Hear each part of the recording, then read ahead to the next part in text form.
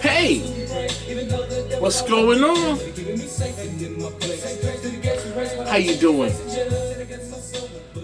I'm Robert T. Gardner Jr., aka your relationship change agent, and welcome back to the show, The Choices We Make. Let's talk about it. Tonight, we got a mighty powerful topic that we're going to hit on tonight. Happiness is a choice. What do you think about that? I remember I was counseling a young man in high school, and I asked him, I said, do you believe that happiness is a choice? And he said, no, because if that was the case, everybody would be happy. Well, I'm going to pray for that young man, because at that time, I guess he didn't really understand the power of his own mind.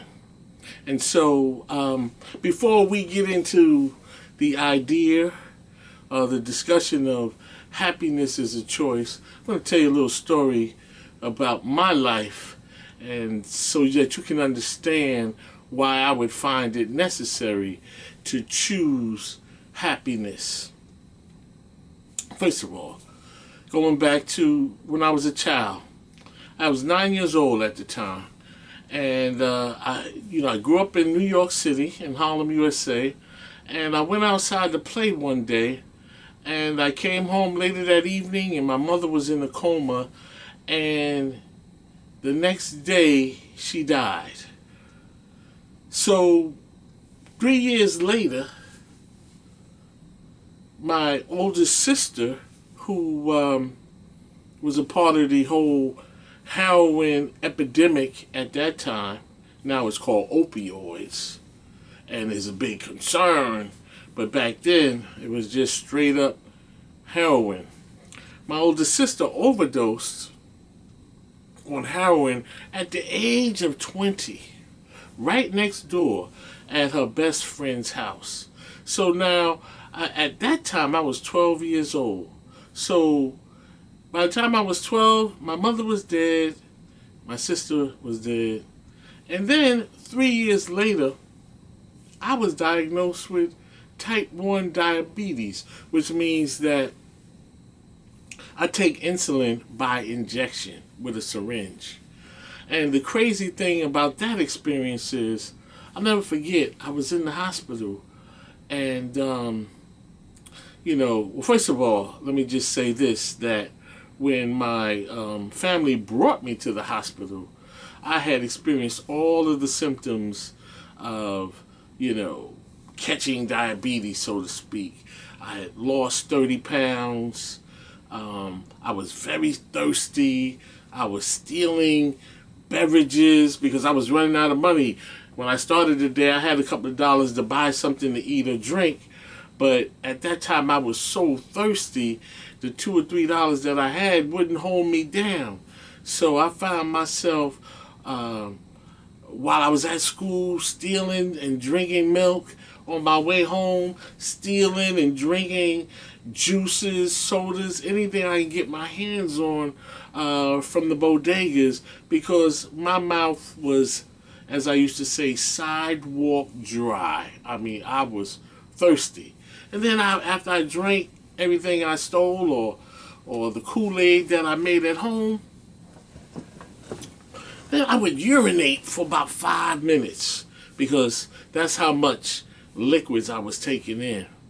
And so eventually, my family took me to the hospital, and the doctors told my family that had they waited another 15 minutes before they brought me in the hospital, that they would have been picking out a coffin for me. And so that was a pretty tough time for me.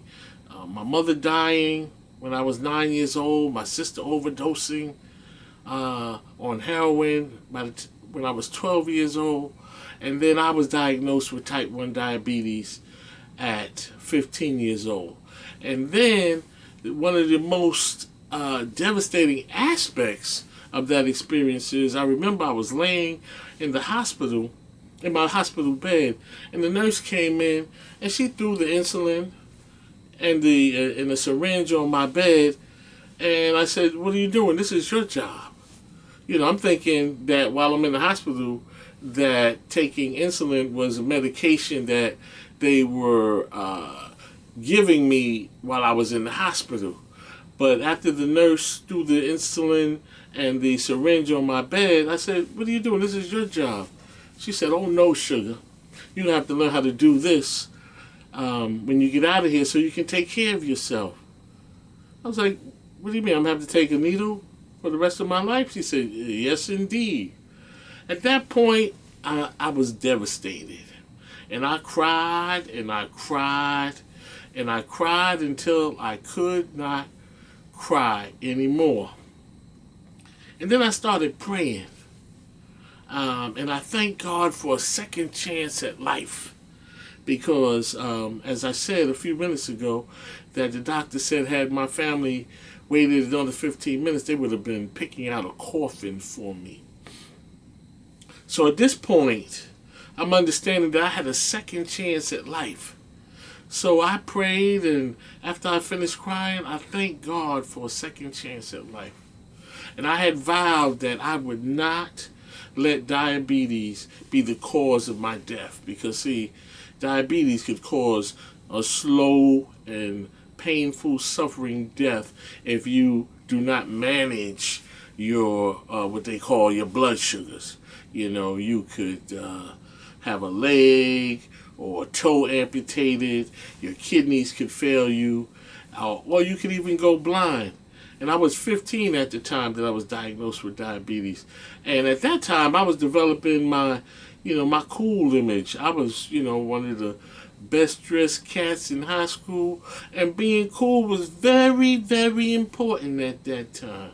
And so, I couldn't see myself being cool as a blind guy. Not that blind guys are not cool, but for me, that wouldn't have been cool. Or have an amputated leg or toe, at the age of, 20. So I vowed to take care of that diabetes, or my diabetes, I should say. And so I'm proud to say today, 40 years later, that's right, 40 years later, I have not suffered or I'm not experiencing any side effects or complications from my diabetes. And so I'm happy, very happy about that. So let's get back to the original question that happiness is a choice. Now, I just gave you, a brief summary of my early life tragedies. And I don't know what your life is like, and I certainly can't compare my life to your life because we all handle, our own pain differently. But you would have to know if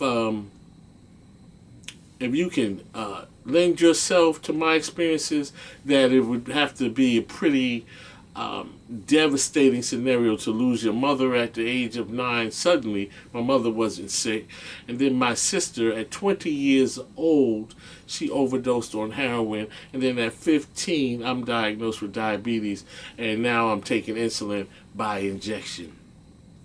So, getting back to the original question, or the topic I should say, that happiness is a choice. And we have to choose happiness. And how do you do that? Well, what I'm really saying is that we have to take control of our mind, because our mind can take control of us. And what I'm encouraging you to do is to be actively engaged in your way of thinking, because it's just so easy to be derailed. We lose our jobs, we break up with our girlfriends, we break up with our boyfriends, people pass away, our family and friends get sick. I mean, there are so many things that happen on a daily basis in the course of life. And so, and even without all those tragedies, sometimes we just find reasons to be unhappy. And so what I'm saying really is that when I say that happiness is a choice, you have to choose happiness. That means that we have to learn how to replace negative thoughts with positive thoughts. Say for instance, you have a job interview and you decide that I'm nervous, I'm not going